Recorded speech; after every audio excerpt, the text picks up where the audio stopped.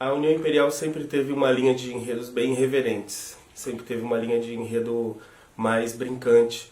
E a partir do ano passado a gente viu que isso funcionou muito, não só dentro do desfile, mas dentro da quadra durante o ano. Teve um engajamento muito grande da comunidade da escola. Então a gente traz para 2020 um enredo que fala sobre a história dos insanos na humanidade. De verde, rosa e louco, todo mundo tem um pouco. Naturalmente, eu poderia começar a história da loucura pela antiguidade, né, na história da humanidade, lá nos primórdios da história, mas eu optei em começar essa narrativa pela primeira louca oficial que chegou aqui no Brasil, que é Dona Maria Louca, mãe de Dom João VI, a rainha de Portugal, que ela chega aqui no Brasil em 1808, já decorrente de um tratamento psiquiátrico, fugindo de uma crise comercial e política na Europa, entre a França e o Reino da Inglaterra, e ela vem desembarca aqui. E esse é o início da história. A gente começa a contar a loucura a partir da primeira louca oficialmente diagnosticada a chegar aqui no nosso país. Em seguida a gente tem a doença da loucura diagnosticada como uma patologia clínica. Um médico francês chamado Philippe Pinel, era o médico de Napoleão Bonaparte, ele é considerado o pai da psiquiatria, e ele diagnostica essa loucura ou a insanidade, os lunáticos, como eram chamados, como um distúrbio mental. E o nosso abre alas vem representando esse sistema neurológico. A partir daí a gente chega nessa viagem ao tempo. Aí sim eu assumo a parte cronológica e volto a 3300 a.C.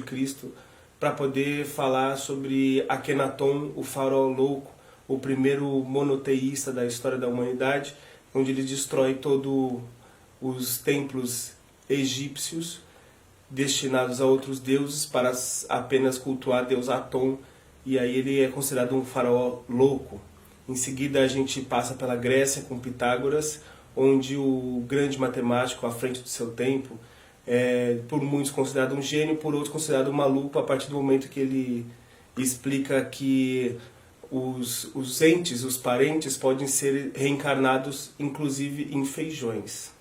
Chegamos então a 400 anos antes de Cristo com Nero, e Nero é considerado um imperador louco por atear fogo em Roma, e aí a loucura já é vista como uma forma demoníaca de representação, quando ele coloca fogo em Roma, matando milhares de pessoas em prol de, a princípio, uma mudança estética na cidade.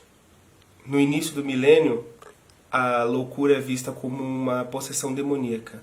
Então aquela visão antiga que tinha apenas de um desvio moral, um desvio de caráter, ainda não diagnosticada como uma patologia clínica, é vista como uma possessão do demônio, e as pessoas que são acometidas da loucura é tida como sacudidas pelo diabo. No final da Idade Média, os loucos eles ganham um apelido de lunáticos, que acreditavam que as fases da lua mudavam o comportamento deles e falava sobre o caráter deles de acordo com as mudanças das fases da lua. E aí ganha esse apelido de lunático. Em seguida, na cidade de Salem, nos Estados Unidos, acontece, devido a uma bactéria espalhada pelo sistema de encanamentos, o sistema de água da cidade, se espalha uma bactéria que causa, principalmente nas crianças, um problema de histeria coletiva, um problema cerebral. E as bruxas de Salem acabam sendo conhecidas como causadoras dessa histeria coletiva. Foi o primeiro surto coletivo da história da humanidade. Vindo para o Brasil, a gente entra no mundo das artes.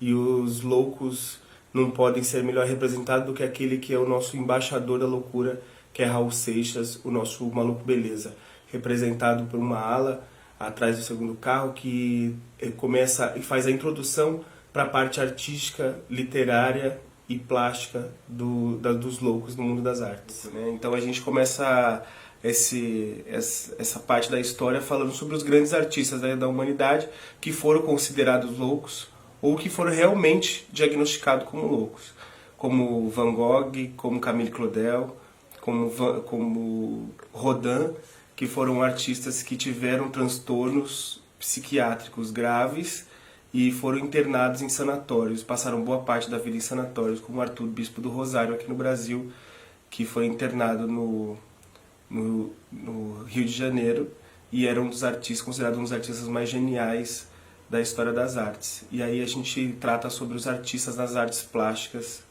e não só no Brasil, como no mundo.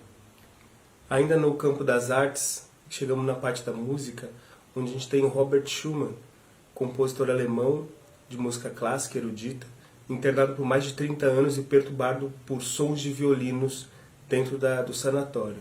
Em seguida a gente já entra na parte da literatura.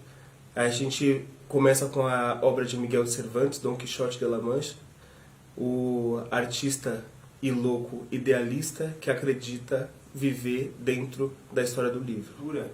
Continuamos nossa história com Alice no País das Maravilhas, para trazer o personagem Chapeleiro Maluco, que foi inspirado em chapeleiros da França que moldavam chapéus com mercúrio, e isso causava tremor e alguns deles realmente alguns transtornos psicológicos por conta da contaminação com mercúrio. E isso inspirou o personagem Chapeleiro Maluco.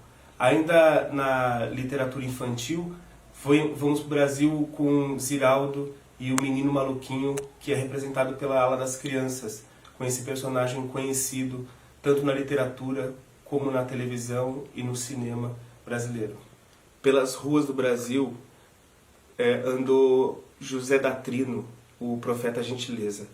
Esse que por muitos foi considerado louco, teve uma vida abastada e com uma família de posses, e perdeu tudo num incêndio no circo em Niterói. E passou a pregar palavra de gentileza, amor, esperança e amor ao próximo principalmente. Inspirado na obra dele, Joãozinho 30 fez o desfile na Grande Rio em 2001, e aí eu faço a minha homenagem particular a esse gênio do carnaval, que é Joãozinho 30, maranhense, que no Rio de Janeiro fez o seu reinado como o maior carnavalesco da história do Carnaval do Brasil. A cada 4 anos, todos os brasileiros se unem em torno da seleção brasileira, que causa a comoção nacional e a loucura de todos aqueles patriotas que torcem pela seleção canarinho. E depois dos meses de Copa do Mundo, voltam cada um a torcer para o seu clube, ainda fanático pelo seu time do coração. Dentro dos barracões das escolas de samba, os loucos sambistas, as costureiras aderecistas, chefes de ala, diretores e todas as pessoas que envolvem o mundo do carnaval fazem dessa loucura pela sua escola de samba o seu ideal em busca do sonhado campeonato, trabalhado em cima de um ano para 60 minutos de desfile. De verde, rosa e louco, todo mundo tem um pouco. Esse é o tema da União Imperial para o Carnaval de 2020.